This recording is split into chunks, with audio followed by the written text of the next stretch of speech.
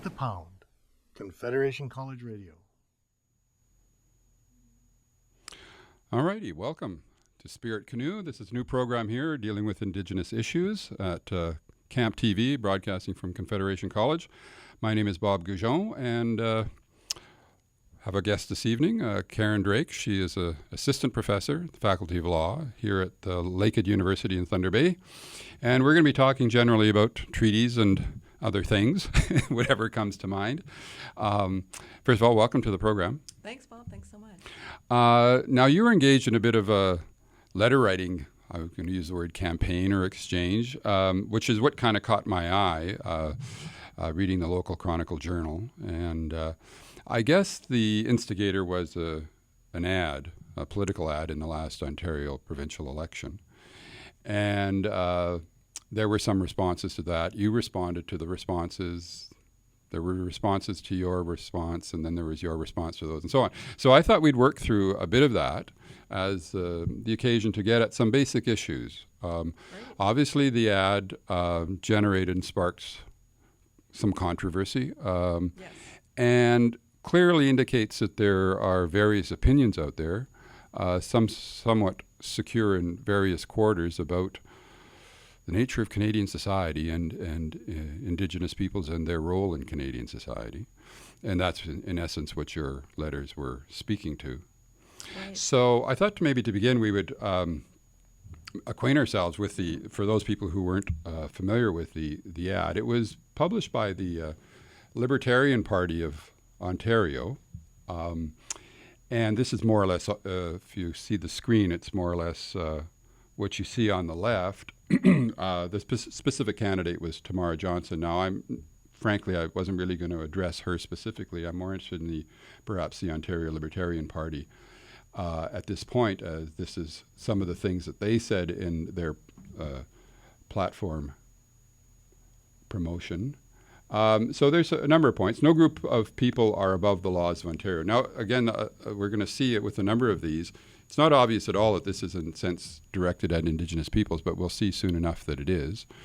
As we were kind of discussing before, doesn't sound terribly libertarian, since actually just to get some understanding of that, here's a definition of libertarian. A person who believes that people should be allowed to do and say what they want without any interference from the government. And so the idea is that the laws of Ontario are the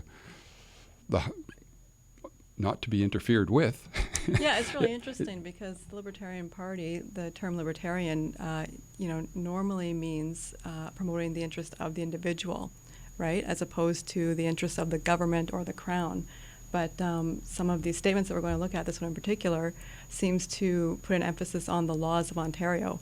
So it's, Well, and I guess the thing that struck me is that, as we're going to probably discuss later, that Ontario is not a unitarian state. It's a point of legal contestation. There's all sorts of decisions from Supreme Court of Canada, which is deciding issues of jurisdiction, federal, provincial, and including Indigenous rights. So it's a contested legal space, I guess is one way to describe it. right, yeah. And this seems to suggest that it's not. Yeah, I think that's a good point. So anyways, that was something when the ad was brought to my attention. No group of people can illegally block our roads and railroads. Obviously, that's again something that goes before the courts, and it's decided whether, in fact, it's okay or not. People can get injunctions of one form or another, and so it is ultimately a legal question, I gather. This one here, no group of people are entitled to handouts. Now, I guess when I read this, it struck me, well, on the one hand, this is perhaps consistent with libertarianism, and I'll explain why. To me, when I read that, I said, oh, that's basically calling for the dismantling of the Canadian state. Because on the one hand, the Canadian state, especially in the modern period, the 20th century, certainly post-Second World War, most modern states are just gigantic redistribution engines. Yeah, absolutely. And that's what we pride ourselves being Canadians, providing education opportunities Healthcare, exactly to our citizens. Yeah, whether it's tax credits for this, tax credits for that, whether it's unemployment insurance. So you think of all, in fact, there's an entire administration in Ottawa and Toronto who are actually figuring out who's entitled for this and that. Right. So the idea that no group of people are entitled to handouts just seems, but if it calls for the dismantling of the Canadian state, this would be a fairly libertarian thing to say. Exactly. Now we're getting more accurately libertarian. But at the same time, it's, as we're going to see with some of the ones to follow. At this point, it might not be clear that this is about Indigenous peoples, but that's who's being targeted by these comments. No group of people are owed a debt by today's taxpayers. Well, I read that, and I guess, I don't know, there's something called sovereign debt, and I'm not sure the people who are owed it would be happy if it was canceled, and the people who are ultimately responsible for it are taxpayers. Yes. So of course. there's a grand swath of people who are holding Canadian and Ontario debt. Yes, not just absolutely. And not just Indigenous peoples. Right. And then there's no group of people own Crown lands. Crown lands are public lands, not native lands. We all own these lands. Now this, of course, goes directly to the heart of the question of treaty territory and traditional land.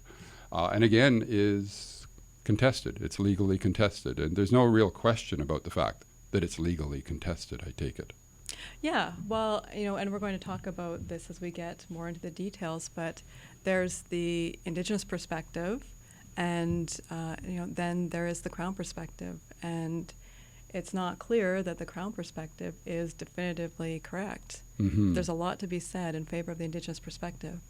Well, and I guess when we use the term Crown, some people might think it's unambiguous, but of course there's a notion of the British transfer in 1867, and was that transfer in fact unambiguous as to what its significance was? Was the Canadian state in fact still a colony in 1867? I think the answer generally is yes, it was. It was just, all that happened was 4 colonies became one federated colony. Right. And so the British Crown was still very much present. And as Indigenous peoples are often saying, Indigenous leadership, they did their deals with the British Crown. And when the Crown, the Canadian version of the Crown, invented itself in 1867, they inherited all of that. Exactly. They didn't get to rewrite the rules from scratch and pretend that Indigenous peoples didn't have any territorial or treaty rights at that point, because they had invented this new thing and they were about to erase it all. They Absolutely. really didn't have. And I guess the Supreme Court decisions generally have taken the line that that's true, that Ontario and Canada cannot simply unilaterally erase Indigenous rights. Oh, absolutely. And of course, after 1982, when Aboriginal rights and treaty rights are protected in the Constitution Act of 1982, then we see this extra layer of protection for those rights. Mm-hmm. Okay. Now there's this next comment, which is that no group of people are special and deserve first-class super citizen status. That's, of course, kind of what Pierre Trudeau tried to do in 1969 with the White Paper, which is to try to erase the distinctiveness of Indigenous peoples in the Canadian legal system. He didn't fare very well. Yeah, exactly. So a lot of this rhetoric about equality, no special rights for a certain group of Canadians, really does echo the White Paper of 1969. Which people may not be familiar with, but that was basically I guess Jean Chrétien was the Indian Affairs Minister of the day. Correct. And the White Paper was essentially an effort to erase any notion that Indigenous peoples had distinct rights or citizenship status or any type of significant distinctness, and they were simply going to become one more group of citizens in Canada, which kind of is what this comment seems to be addressing. Yeah. And as we're going to see, just a couple more comments from this ad, there's this notion of equality and freedom and so on that's going to be alluded to. And the notion that Indigenous peoples have special rights seems to go against that. And for example, you think of some of the conflicts on the east or west coast, and people talking about, we shouldn't have some race-based fishery and all this sort of stuff. In other words, why do these people have distinct rights? And the answer, as you mentioned in some of your letters, really takes us back to the treaties. Yeah, exactly. And I think this is a really important question. When we start looking at the concept of equality, equality is incredibly important to our modern, liberal, democratic society. So it's a good question, right? How do we reconcile special rights for one group of citizens, for Aboriginal peoples, with the principle of equality? So I take this question seriously. Mm-hmm. And it's not just a question that average Canadians struggle with, although I think that more than just, one or two people in Thunder Bay are struggling with this. Canadians across the country do, as you mentioned. But academics struggle with it as well. So it takes the form of the debate about liberalism, so small L liberalism, right? The twin pillars of liberalism are individual freedom and individual equality. So how do special rights that cannot be accessed by every citizen equally, how do those fit within liberalism, which is such an important part of, like I said, our modern Canadian society? Mm-hmm. And I take it the answer is... The answer's a long one. No, I realize that. I tend to go for short, glib ones sometimes, Okay. which is, as the treaties... this is when I'm teaching and bring up questions like this with my students, I've asked them, are Indigenous peoples just another multicultural group in Canadian society petitioning the state for this or that, just like every other group might be looking for a cultural hall or this or that, right? And they're kind of mulling that over, and then I say, does every multicultural group have a treaty with the Canadian state?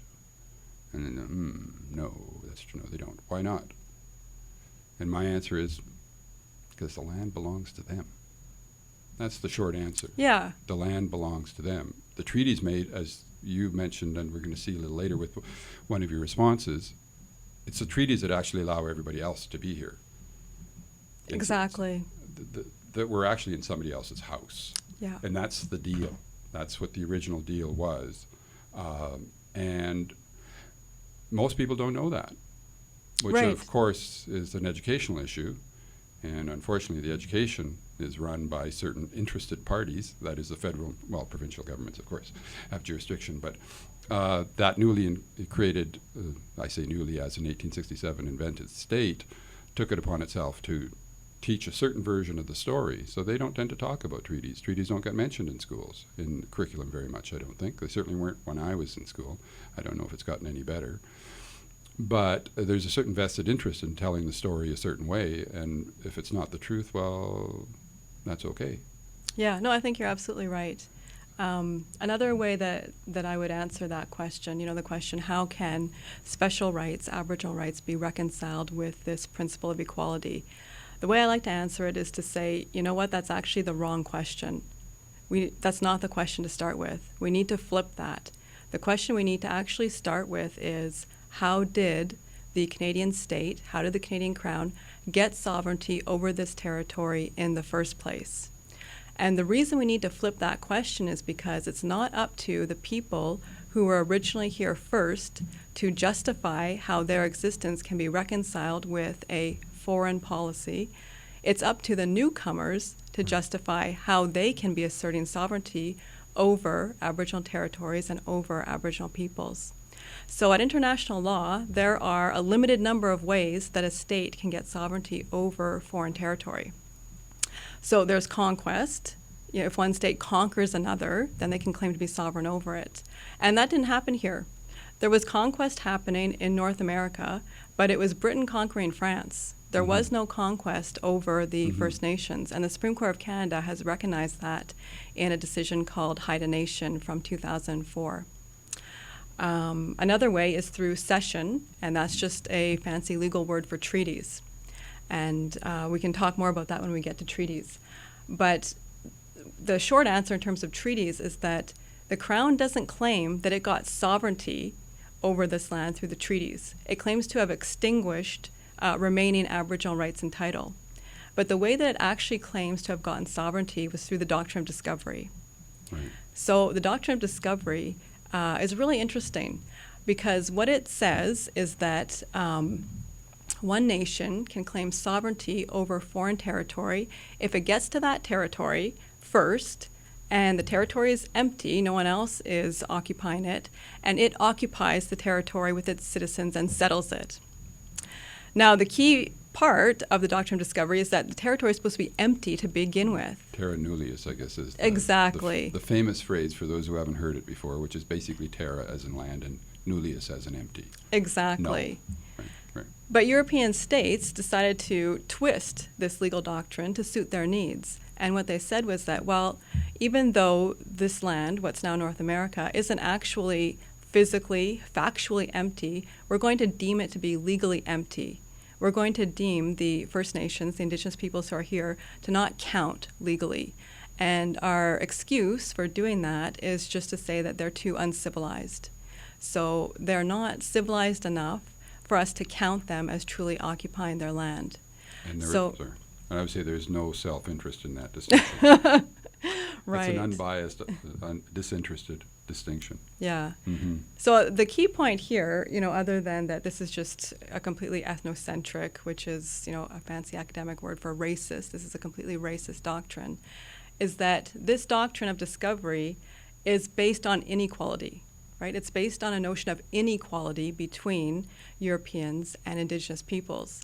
Because the key is that Britain couldn't go to France and plant the Union Jack in Paris and then just claim to be sovereign over Paris, right?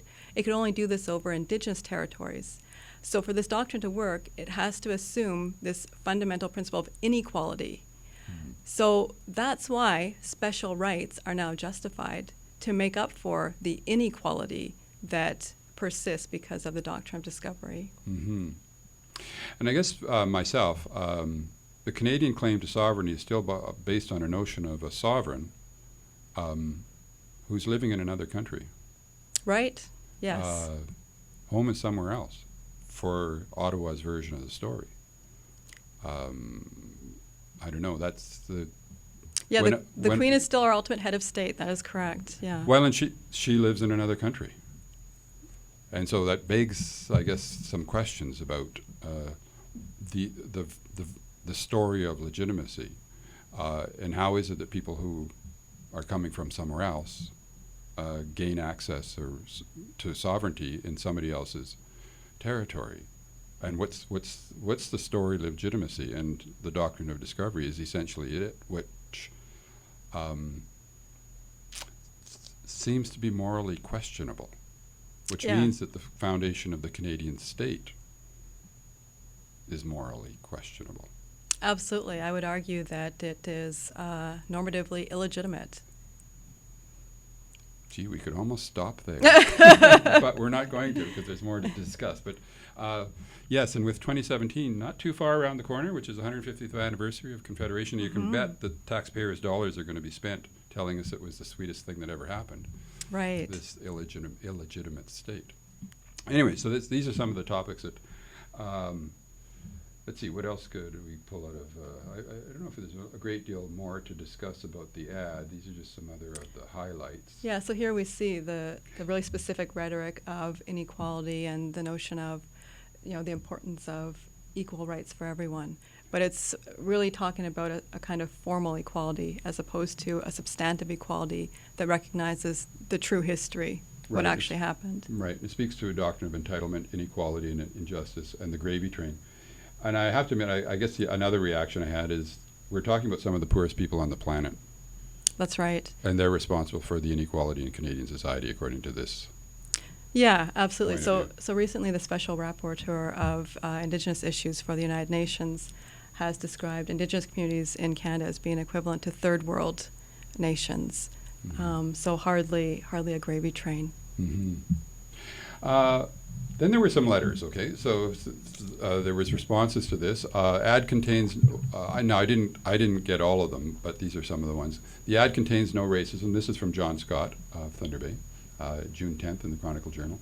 The ad contains no racism. It's truthful based on treaties. Here it is in plain English. And he quotes from, not sure which treaty, but it could be a number of them. The said Indians do hereby cede, release, surrender, and yield up to the government of the Dominion of Canada for His Majesty the King and his successors forever all their rights, titles, and privileges whatsoever to the lands. And that does sound pretty definitive. Right. If you're just looking at that, it seems like that's a full answer, right? So you can understand why people might read that and say, oh, well, it's the rights were extinguished, because that's what it said. Now we're going to get on to that, but I'm just going to run through a few of these responses first. Now there is a Reverend Adelina Pecky, I believe, native of Thunder Bay, now living in St. George's Channel, Nova Scotia. And she goes on to say that in order to surrender, in order for land to be surrendered, there has to be an assumption of ownership, which is what we were discussing. And she herself brings up, in 1455, the Roman Catholic Church allowed explorers to claim and conquer lands with the doctrine of discovery. Non-Christian lands could be claimed by a ruling Christian nation. This is from Reverend Adelina Pecchia, by the way. At any rate, so these are, and then there is another response that the treaties are locked in the past. This is from Frank McIntyre. Tamara Johnson is pushing true unity and equality. These laws and treaties are archaic. So, so the idea that although it's the interesting thing is, now of course some of the treaties are pre-Confederation, like the Robinson Superior Treaty of 1850. Yes. But all the numbered treaties are post-Confederation. Right. So if the stuff both before and after Confederation are archaic, then presumably so is Confederation, right? So we shouldn't count as a true country anymore. Well, or just I guess this sort of speaks to a tendency I think a lot of people are susceptible to, which is cherry picking the past. Right. You take the stuff you want, you leave the stuff you don't like, right? And that's not the way the past impinges generally, legally speaking, constitutionally speaking, on the present. So just the idea that law is based on precedent. So the past is in some sense never archaic. It can be, obviously. We can outgrow certain aspects. But treaties don't necessarily seem to be one of them. Although some people would obviously believe that. No, this is an important question, because I think that, for a lot of people, to them, it seems like common sense, right? If something is from 300 years ago, that's got nothing to do with me today, right? I didn't personally sign these treaties. I don't know anyone who personally signed treaties. Surely they must expire at some point. I think that that's, to a lot of people, that seems common sense, and I don't blame them at first glance for thinking that. If there's one take-home point that I would offer today, it's that treaties don't have an expiry date, right? So treaties are not like a carton of milk. There's no. They actually do say forever. Right, exactly. There's for both parties. Yeah, there's no, September 13th, 2014, when this treaty is going to expire, like the carton of milk that's in my fridge. Right. So there were these responses to the ad, and then you wrote a response to some of this, and so we'll go through some of the points. So you asked the question, did First Nations give away the vast majority of their land for $5 a year? Did they agree to cede, release, surrender, and yield up their land to the Crown? The answer is no, they did not. Now, I guess there's two words that are often used in conjunction with the treaties, surrender and extinguishment. Right. So and a lot of people have bought into this idea that this was what the treaties were all about. Indigenous peoples surrendered their land and they extinguished their rights. So thus, they should be just like the rest of us. But there's obviously a big debate about what the treaties actually represented. Yeah, so that's what got written down, right? That's actually what got printed on paper. But is that what the parties agreed to? Is that what they truly discussed? And I argue, and I'm certainly not alone, many people argue that that's not at all what the First Nations were talking about when they were engaged in treaty negotiations. And so you get into this, you refer to in the Supreme Court of Canada has repeatedly held that the treaties must be interpreted in the sense that they would be naturally have been understood by the Indians at the time of the signing. So that quote comes from a case called Nawagijik, and it's been affirmed over and over again in various treaty interpretation cases from the Supreme Court of Canada. Badger is one of the most prominent ones. So the oral interpretation of Indigenous peoples at the treaty table is a primary factor in understanding what the treaties meant. Absolutely. And in the So- Badger case, the Supreme Court of Canada goes on to explain the reason why we need to give so much prominence to the First Nations understanding and what was actually discussed orally.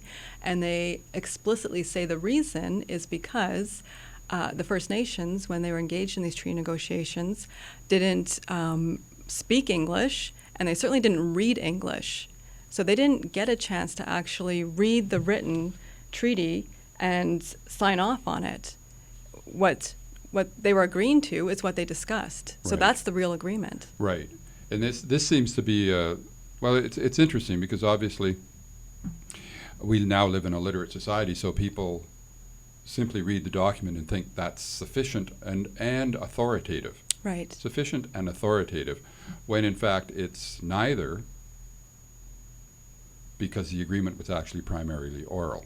Exactly. And, it's a good point because in our current society today, documents have so much weight, right? So especially being a lawyer, whenever my clients are saying, well, this happened, we had this dispute, I agreed to this, it should be this way. The first thing I say is, did you get it in writing? Do you have a document to prove that? Because you know what, if you do, then we're going to court.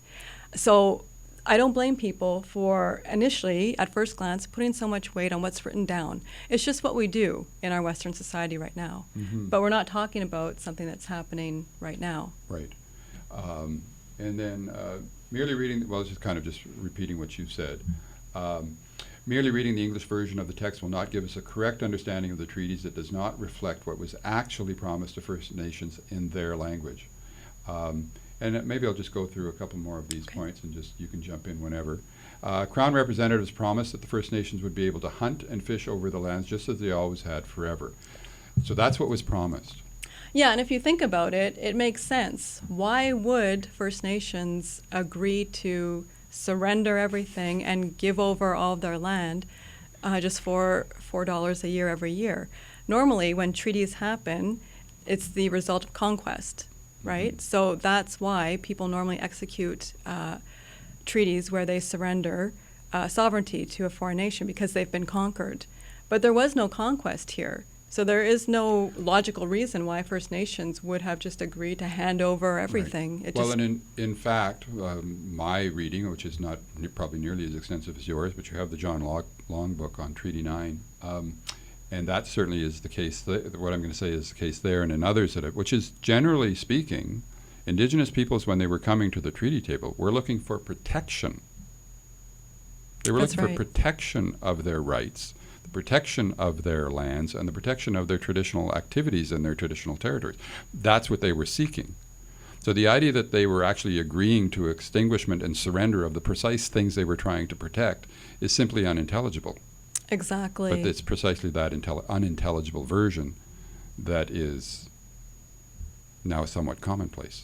That's right. There's a lot of evidence in historical documents pertaining to Treaty 9 in particular, and John Long does an excellent job of summarizing them in his book, showing that that's what the Crown representatives were promising, that they would protect the First Nations from settlers. They wouldn't let settlers intrude on their hunting grounds. They wouldn't let settlers intrude on their fishing grounds, that they would protect them from all of these things. So it's essentially the opposite of what ends up getting written down. Right, which makes it that much more important to appreciate that what is authoritative in this situation. Is it the oral agreement or is what's on paper? Right. And if there is this discrepancy, it's the oral agreement that is authoritative, Exactly. not the written version. Right. And we're going to see in a few moments some details that help indicate the distinction. You go on, I think, just simply to talk about what you've already said, that they don't speak or read English, making the point again about that they would be able to fish and hunt forever. I guess maybe just on that point, even though I've flipped, some people will say, oh, well, nobody's fishing and hunting anymore.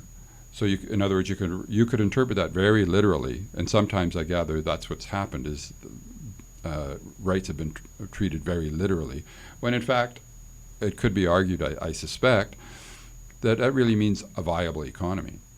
that Indigenous peoples were looking to survive in a viable economy. And that's precisely what, in certain respects, being pushed onto the worst lands possible, it was often quite the opposite that happened. And again, that's not what was agreed to, orally or in writing. Exactly, yeah. And my understanding is that there are First Nations communities who are still trying to hunt and fish over their territories, and to the extent that they aren't or they can't, it's not necessarily because they've decided to jettison that lifestyle. It's because they've been prevented from doing so by modern developments. So, there's the question of, does violating the treaty therefore give you the right to not have to follow it? Of course not, right? Your own violation shouldn't be also your justification for not violating it. Or for not following it. So you go on to ask, well, what was the intent? And we've discussed this a bit, but you get into some details in your response here. That is, what was their intent in the treaties? And you refer to the Royal Commission on Aboriginal Peoples as providing some of the evidence for that. And it wasn't, as you say here, it wasn't to surrender, it was to share. It was a willingness to share, not to surrender, not to extinguish. It was a willingness to share, but not unconditionally. Yeah, exactly. So, from talking to elders, from researching these concepts, reading works of Indigenous knowledge holders, what I've learned, what my understanding is that in a great many Indigenous communities, there simply is no concept of surrendering land or surrendering title to land or selling it. That land just isn't the kind of thing in many Indigenous cultures that can actually be transferred in that way. And so even if the Crown representatives were trying to articulate that that's what they were, trying to get the First Nations to agree to, it's not clear that they even could have articulated that in a way that the First Nations would have fully comprehended the consequences if that concept doesn't even exist in their culture, and certainly not in their language. So the next point is that we've kind of talked our treaty's ancient history. We've talked about the archaic notion that some people see it as. And you go on to make the point here, this line of thinking ignores the fact that treaty benefits go both ways. The treaties are the foundation for Canadians' right to be here on this land. And again, this is not given prominence in the Canadian political discourse. Yeah, exactly. Which... Well, I guess 2017 might be the time to...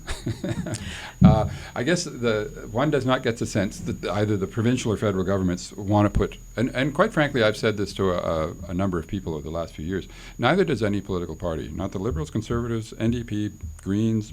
Nobody says, treaties are in our front window. This is who we are. This is our foundation. This is what we're building on. It's always kind of an afterthought that whatever the political agenda is of any political party, it's not the front burner issue, even though the reality is it is the foundation. Right. At least many of us would argue that. Yeah, no, I think questioning the legitimacy of Canadian sovereignty probably isn't a popular political vote getter. Yes, but it does require some explaining that in order to get votes, you have to tell people. Now, I guess telling people that home is somewhere else and that gives you special rights, which is kind of the story of the Canadian state. Home was somewhere else, and we're the guys in charge. Now, again, I always often opt for the glib description of things. I describe that as imperialism. Right. When you show up in somebody else's backyard and say, "Hey, I'm the boss in your house," that's imperialism. Exactly. In a nutshell. So the story of the Canadian state is inherently imperialistic, even though certain political representatives seem to want to deny that we have a colonial past. Right. Yeah. And you have to play some games to keep that story going. Yeah. As I mentioned, the doctrine of discovery is the foundation, according to the British perspective, as to how what's now the Canadian state got sovereignty over this land, and it's an inherently racist and ethnocentric doctrine. But from the Indigenous perspective, the reason why Canadians can be here is because in the treaties, Canadians were essentially, or who are now Canadians, asking can we stay here? Can we share this land with you? Can we come to some kind of agreement where, we can all be here together? And for the First Nations, this wasn't anything new.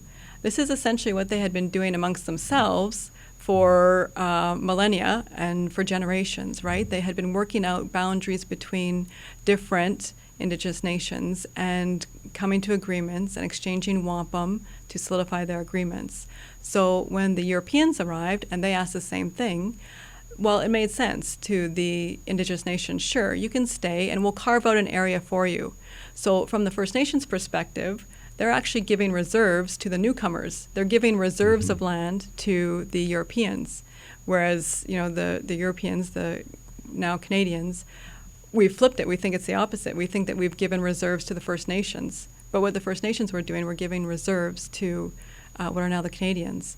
However, the Canadians didn't stay on the reserves. They purported to somehow exercise sovereignty over all of this country. So, anyways, I guess it's it's why we need to talk about these things, I guess. So the final point you make in that original letter, by interpreting the treaties from the perspective of First Nation Canadians, can correct the Crown's sharp dealing, which I guess I skipped over, but as you said, is a euphemism for fraud. Right. So essentially promising one thing and then doing the opposite. Right. So again, this is the potentially fraudulent foundation for the claim of legitimacy of the Canadian state. Now, there were some responses to this. One fellow, Robert Edwards, suggested your letter was in fact should be required reading, and he thought it alone warranted the creation of the law school. It was a lovely sentiment, maybe overstated a little bit. Anyway, but then there was other responses. This from John Scott. Again, this is a term often used, that it's in plain English. Again, going to the literal form of the document. And taking a little jab at yourself, only a lawyer like Drake can take perfectly legible and understandable documents and argue that these documents do not mean what their content indicates. I'm going to take that as a compliment, though. Yes, exactly. Even though they have been written in plain, concise English, these documents were agreed to by the parties present and signed by all the chiefs of the day and the representatives of the Crown. And there's one more little snippet here. Under Treaty 3-9 and Robertson's superior Aboriginal rights to the land were extinguished. So once again, this is the in plain English. It's literally written down. Therefore, this is authoritative, which gets back to, which is, he seemed to actually, despite you had written your comments down, he seemed to not be able to appreciate, in plain English you had said there's a distinction between the oral and the written, but at any rate. Now you respond to this discussion again. So again, a wealth of documentation confirming the First Nations' understanding of the treaties. You specifically reference in Treaty 9 the McMartin diaries, I guess? Yeah. So he's one of the commissioners. Exactly. For Ontario, I believe it was. I mean, he's one of them. I don't recall whether he represents Ontario or Canada, but again, his diary seems to prove the point that Indigenous people were coming for protection, and that's what they were agreeing to was protection. McMartin's diary is really interesting because it's the most extensive record of what was discussed in Treaty 9, and throughout. He never once records that it was explained to the First Nations signatories of Treaty 9 that what the Crown was asking for was a surrender of the land. They explained all kinds of other things, but they never quite got to talking about surrender or extinguishment. Funny. Yeah. And then a comment about Robinson's superior. Robinson characterized the treaty as allowing the First Nations to continue to support themselves through hunting and fishing. So, again, the treaty seems to be protecting rights. Yeah, exactly. And so, Robinson, again, very interesting. He wrote a report after he negotiated the Robinson-Superior Treaty. And in his report, again, he explains everything that he talked about with the First Nations. But he doesn't say that he explained to them that what they were agreeing to was the surrender or extinguishment of the title to their land. So once again, if there's a discrepancy between the oral and the written, despite, as it might make sense to contemporary literate society to think, that the literate version, the written version, is the authoritative one, in fact, it's the opposite. It's the oral version that is the actual agreement. Exactly. And then I guess so. You're making this point again. Treaty 9, the Robinson Superior, and Treaty 3 were written only in English, and the First Nations who signed these treaties do not speak, much less read English. Now, in this context, I went and grabbed what you can off the Government of Canada site. I don't know how easy it is to see, but this is, in fact, a copy of the Robinson Superior Treaty of 1850. It's handwritten on two sides of a clearly folded up piece of paper.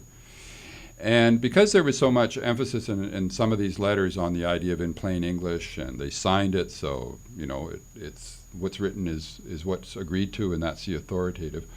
I just wanted to highlight the very first two words. Whenever I teach this, I sort of draw attention to the phrase at the very beginning, which says this agreement. And I always ask my students, well, what does this agreement refer to? Does it refer to the document you're reading, or does it refer to an oral event that is outside this document, of which this document is just one attempt at a record of it? I mean, I sort of feel that this is more like a letter home to the lawyers in Ottawa and Toronto. Right. Or sorry, Ottawa and London. It says what they wanted to say. Yes, and the important issue that I'd like to draw attention to is the signatures. These are the signatures. On the left-hand side, I guess, are the commissioners, which are kind of scrawled in different handwritings, so not terribly legible, but you can make them out if you know who they're supposed to refer to. The signatures on the right-hand side are all the Indigenous leaders, plus William Benjamin Robinson at the top. What's clear, if you take any note of the signatures, they're all clearly written by the same hand. Yeah, exactly. They're all in the The same M's are all handwriting. the same, the J's Yeah. are all the same, and so on. So one guy wrote all the signatures. Exactly, and it's especially clear if you compare it to the ones on the Exactly. left-hand side, That which they're all, are everybody's clearly in going to different write. handwriting. Yeah. Yeah. And so they didn't write their own signatures, and now there's a whole series of X's beside. You might say, oh, they wrote the X's. That is, the individual chiefs might have written their own X's. But if you look closely at the X's, they're pretty much all the same too. So Yeah. somebody wrote all the signatures, and somebody wrote all the X's. It looks like that. Right. Absolutely. Which indicates, if nothing else, that they didn't write it, and they didn't write it because they couldn't write it. Exactly. And they couldn't write it because they didn't understand English. They didn't speak English. They And didn't they read didn't read- English. They and didn't didn't write write English. Yeah. So I guess I take this as, well, I was going to say proof, but the word I want is at first glance, prima facie. It's at least evidence. It's at least, it's initial evidence to suggest that the written version is not the version. This is not the agreement. What we're reading is not the Exactly. agreement because the people who signed it couldn't read it. So it could not Exactly. have been the agreement. I So it think has that's to be the true. oral interpretation, not the written interpretation. So all that discussion that went on in the paper back and forth, and all those folks, and understandably enough, who said, well, it's written down, they signed it, they agreed to it. And the answer is, as you've indicated, no. Yeah, no, I think this is really interesting. It's so important to look at the actual documents, right? You could just rely on what the government has retyped and posted online, but when you look at the actual documents, it's so telling. Well, this is it. When I just went, you can get it off the government site, Right. which I did. I just Googled it, I guess, and found it. And I was looking it over and saying, whoa, this makes something pretty clear. Now, there's a couple of other topics we wanted to touch on, just sort of watching how much time we have left. So we've kind of touched on this. These were some of Yeah. the questions that you wanted to deal with, which was what did the treaty say, what do they mean, how can they say one thing and mean something else? So we've kind of discussed that. But more importantly, what's the implications of if they say one thing and if they promise something and the treaties say something else, and the something else is what the Canadian state is clinging to as the interpretation, and it can be demonstrably shown that that's not the case. What are the implications of that? Yeah, I think the number one implication is that we need to recognize that what all of the parties have really agreed to was a nation-to-nation relationship. And so I think a lot of people wonder when First Nations use that phrase, nation-to-nation relationship, What are they talking about? What do they mean? Well, it goes back to the treaties and what they agreed to. What they agreed to was to share the land. So no one's kicking anyone off the land altogether. They agreed that the newcomers, Canadians now, could use some of the land, but that they wouldn't interfere with each other. First Nations would continue to govern themselves just as they always had, and Canadians could govern themselves as well. And if there's going to be any change in the relationship, if Canadians wanted more land, that they'd have to renegotiate. They'd have to talk it through on a nation-to-nation basis. Mm-hmm. And I guess you brought some pictures for us. This is I'll hold this up and see if the guys in the studio can get that on the screen. This is the two-row wampum. Yes. Which in some sense is the principle of non-interference. Exactly, absolutely. So the two-row wampum was exchanged a number of times between Europeans and various indigenous nations. And basically it shows two lines which represent the two different cultures traveling together and not interfering with each other. Yeah, exactly. So the two purple lines represent two different vessels traveling in a river. So one of those vessels is the British ship, and the other vessel is the First Nations canoe. And the point of those two lines is that they never cross, they never intersect. They're traveling down the river together, but they don't interfere with each other. And according to the traditional interpretation, in the British ship, they have all of their own customs, their own traditions, and their own laws. And in the First Nations canoe, they have all of their own traditions, their own customs, and their own laws.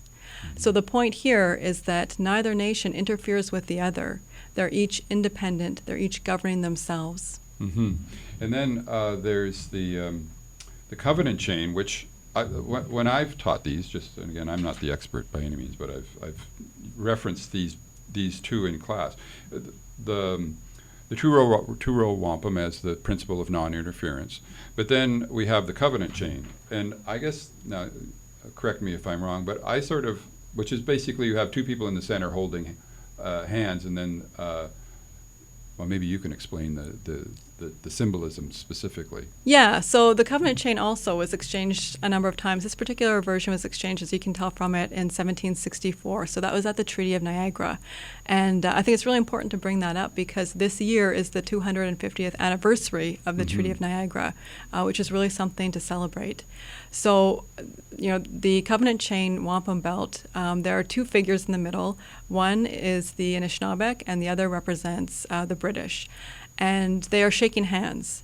So the fact that they are shaking hands represents a relationship of equality. Mm-hmm. One is not dominating the other. They are connected in an equal relationship. And the covenant chain itself represents the chain between the two nations, that they will be connected. Well, I'll just bounce this off because I've taught this, so it would be nice to get a lawyer to correct me if I'm wrong. But when I teach this, I say, well, there's two basic principles in the treaties. One is the principle of non-interference. Absolutely, yeah. But then there's this other one, which is joint projects. We do things together. Exactly. So these are the two principles that found the country in the treaties. And if we... So there isn't this idea that people from somewhere else just roll in and imperialistically take charge. But that's the version of the story that the Canadian state clings to. Because unfortunately, it's the only version that justifies or legitimizes their claim to exclusive sovereignty. Right. Which of course goes back to the very first point that the Libertarian Party was saying nobody's above the laws of Ontario, which is this notion of exclusivity, which simply has no basis in the history of the country. Exactly. So the Treaty of Niagara in 1764 was negotiated between the British on the one hand, represented by Sir William Johnson, and 24 different nations as represented by the 24 Nations Belt. And many people recognize and argue that that was the basis for every treaty that's come afterwards, that it informed what the First Nations understood to be their relationship. And so when they negotiated subsequent treaties like Treaty 9, Treaty 3, Robinson Superior, all the ones we were talking about, they basically saw those negotiations as a polishing of the chain, of the Covenant Chain Treaty, and a reinvigoration of the treaties they'd already entered into. So they saw themselves as affirming the principles from the Treaty of Niagara, like you said, of non-interference and of cooperation and sharing together as equals. So I've put the question, so what's the big deal, which it was a deal, in 1764? Was it bigger than 1867? I think we could argue that yes, it was. That this is. I guess it's a leading question. I guess a lawyer would call that a leading question. That really the Treaty of Niagara is the true foundation of this nation. Right. It's the real agreement between First Nations and the British, what has developed into the Canadian state. Now, there was an event that occurred a year before the Treaty of Niagara, 1764. So I guess maybe just to give a bit, we got 10 minutes here, so we can sort of elaborate a bit on this. The British Crown defeats the French Crown in North America. 1759, the fall of Quebec, and you've got 60,000, 70,000 Canadiens, settlers living in Canada. So the French imperialists sail home, or as my French friend said, never sailed in the first place. That's why they lost. So in 1759, that's the defeat of the French imperialists. You have the French settlers along the St. Lawrence. And, of course, you have the whole fur trade industry, which runs all the way down the St. Lawrence, out the Great Lakes, down the Mississippi. This is, if you like, the French-Indian Alliance, as I tend to refer to it. This is the foundation of the country. The first people who call themselves Canadians were Les Canadiens. Right. They were referred to as Canadians. They called themselves Canadiens. They're the first Canadians, which are basically the French. Yes. Who are heavily intermarried with Indigenous peoples and create a kind of fur trade, military, political, economic alliance, which, of course, the 13 colonies who are bound in by the Appalachian Mountains want to move west, but are hindered because there's this French-Indian alliance, which is in the way. Now, the British Crown defeats the French Crown, and so the 13 colonies say, hey, our guy, because there are British colonies at this point, basically say, hey, our guy won, let's go west. Right. And what comes out is the proclamation of 1763, and the British Crown says, sorry, no, can't go west. Right? Yeah, exactly. And so basically, it's the Appalachian line, basically, which is the Appalachian Mountains, is still going to be the boundary for the 13 colonies. And my reading of that is that the British Crown basically says, this French-Indian Alliance thing, it's a good deal. They got this fur trade economy going. You got all these settlers, because there's no settlers there other than French. Right. And for example, in Rupert's Land, there's no settlers. There's just Indigenous peoples and a few British posts, right? Fur trade posts here and there. But there's no settlement. Exactly, yeah. So everything is Indigenous west of the Appalachians, and with French settlement and French fur trading. And so in 1763, the British Crown comes out, and sometimes referred to as the Magna Carta of Indigenous rights, but which is basically recognizing this whole territory is essentially Indigenous and not eligible for the migration by the 13 colonies, and they're not pleased. Now in the Royal Proclamation 1763, there is this sort of allusion in the language to Indigenous peoples as subjects. Oh, absolutely. Okay. Yeah. But that's 1763. A year later, they do the Treaty of Niagara with 20 different First Nations. 2,000 people are gathered, and they do the Treaty of Niagara. But do you do a treaty with subjects?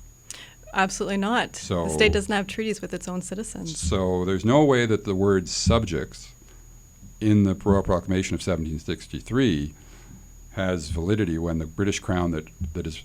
And if you read the Royal Proclamation, it's really addressed not to Indigenous peoples, it's addressed to the colonists. Yes. Telling them not to misbehave more than anything. That's right. And don't be abusing Indigenous peoples, and don't be walking onto Indigenous land, and don't be trying to speculate in Indigenous land because you don't have our authority to do so. And so a year later, I guess my interpretation, this is what I'll run by you, is what the Treaty of Niagara demonstrates is that to become a Canadian is to form a a profound relationship with Indigenous peoples, not with the British Crown. Exactly. It's And really interesting that, you know, the British Crown seems to be saying one thing amongst itself in the Royal Proclamation and then doing something different on the ground. Well, it seems to be a pattern here. Yes. Yeah. And the folks in Ottawa have picked up this pattern, unfortunately, and they continue to play that version of the story. But yeah, if the Treaty of Niagara is as big a deal, if not bigger, than the Treaty of 1867, at which I might point out, Indigenous peoples were not represented. Exactly. Indigenous peoples played no part in Confederation. Which, and we could ask, well, what does that mean for the status of 1867? If Indigenous peoples didn't sign off, Yeah, I think. Is it sovereign? Is it really a legitimate form of a claim of sovereignty? I think that's very questionable. Sounds like it's worth a few more programs. Well, anything else you wanted to touch on? I think we've covered quite a bit. We covered quite a bit. I know you wanted to the Treaty of Niagara was a big deal, and this is the 250th anniversary. Unfortunately, I don't get the impression that the Canadian government is spending a lot of money to get Canadians to remember it. That's a very good point. You know, I'm connected to different sources of news from Indigenous sources, and a lot of Indigenous peoples are holding their own events to celebrate the Treaty of Niagara, but I have not seen anything that and was no political hosted. party has beating the drum, reminding us that the Treaty of Niagara again. Yeah. So my question is, well, you're sitting across from me, but I'm not really putting the question to you. But it's somewhat rhetorical. Where is that political party? Yeah. Where is the political party that says the treaties are the foundation? We could use one. We could use someone saying that. We could actually use one that stands up and Yeah. tells the truth about who we all are. Absolutely. Okay. There's a project out there somewhere for someone. Well, I think that pretty much wraps up our first edition. This has been Spirit Canoe. I've been Bob Goujon speaking with Karen Drake, law professor from the new Faculty of Law at the Lakehead University. Oh, and just in case people are wondering, Spirit Canoe, and where the name came from, it was, I guess the idea, we got a minute here just to finish up. It suggests to me the kind of multi-generational connection we have to the ancestors and the people who aren't here yet. So in fact, I've got time to just tell my dad was from Mattawa, a very Métis town. Oh, okay. Mattawa is at the juncture of the Mattawa and the Ottawa River, old fur trade post, one of the key junctures in the fur trade. And I was down there visiting a couple of years ago, and somebody had loaned me a canoe and some paddles, but the paddles were metal. And Okay. I just felt a little awkward about being a bit of a paddler. I prefer a wooden paddle. Right. So I had been staying at this motel, and the guy who ran the motel said, "Oh, I got it." And I was telling this person loaned me a canoe, but it has metal paddles in it. And he said, "Well, I think I got a wooden paddle here back in the storage room." So he goes back, and so as a result, I have the paddle. But the canoe is on the other side of town, which isn't that big. It's only 2,500 people. But the long and the short of it, for a couple of days while I'm doing this, I'm walking around with a paddle on my shoulder. Okay. And of course, people are going by and saying, "Oh, you lost your canoe? You lost your canoe? Where's your moose? No moose? Where's your canoe?" And so, being the smart ass that I sometimes tend to be, I said to them, "Well, you know, when your spirit canoe comes along, you better be ready to paddle." And you never know when it's coming along.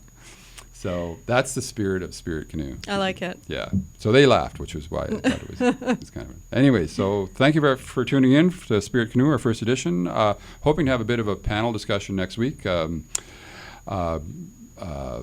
couple of folks, Joy Asham, who writes a column for The Citizen, Great. Initiative Big Voice, is hopefully going to drop by, as well as Brenda Small, who used to be the dean of Naganoan College here. She's now the vice president of the Aboriginal Learning Policy Center.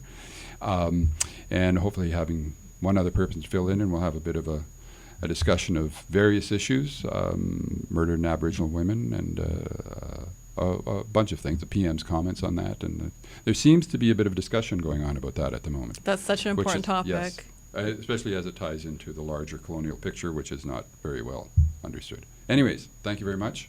Thank you, Bob. Thank you very much, wherever you are. Take care. Have a good evening. I wish the wind would carry a change. I've had enough. I'm standing up. I need a change. I've had enough of chasing luck. I need